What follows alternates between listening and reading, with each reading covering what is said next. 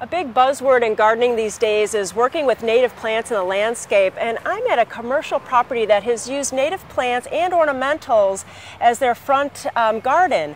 And I'm with John Miller, who works with, or is Mr. Mahonia Nursery. John, this is just a wonderful planting to really showcase what you could do with native plantings. Yeah, we've tried to use a mixture of ornamental and native plants here. They're all drought tolerant, and I think they're a great way to demonstrate how you can use both. It doesn't have to be one or the other. We've got vine maple, we've got the Oregon geranium, we've got ceanothus, just lots of different nice plants. And you know, I think most people wouldn't even say that a vine maple is native, because if you go to a garden center, you're going to find it in with the maples. You're not necessarily going to see it on a native table, and it's just such a great small tree for a landscape. Yes, and we try to specialize at Mahonia in plants that are native but can hold their own against any ornamental, so that they get beyond that sort of idea that people have that natives are kind of scraggly. Right. Well, it's very ornamental, and I think that's something to think of when we're planting our gardens. We want to think about making it sustainable, making it a green landscape, and so why not have something that's native, that's going to love the water in the wintertime and love the drought in the summer, which is our Oregon climate.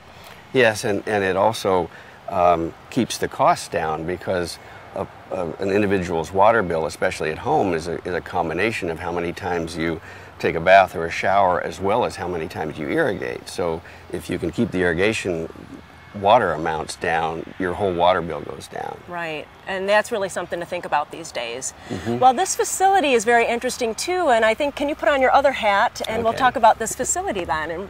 Yes, this is a development called Mill Creek Junction, and it's here in Salem, and it's a mixture of industrial and commercial uses.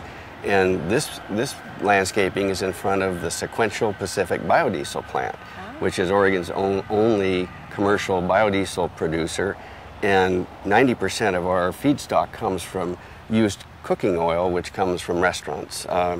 And so it's one of those very energy positive kinds of developments. Well, that's something really exciting to be in charge of, or with, and involved in, and I know the grand opening is coming up just this Friday. Right. We're hoping that Willie Nelson, who's one of our investors, will be here. Jack Johnson has just joined the crew, several prominent Oregon business people, and then there's Pacific Biodiesel from Hawaii, who are the technology gurus, and Sequential Biofuels from Portland. So we're hoping to have a real grand opening. Well, congratulations, and I think it's a great way to have plants that are sustainable, and then having this great biodiesel facility here right in Oregon. We're really proud of it, and we're proud to be part of it, and my interest in biodiesel began when we started using it at the nursery at Mahonia, and it just fits who we are, and it's so cool to be able to be part of a program that is so sustainable and green. Yeah, definitely. Well, thank you again.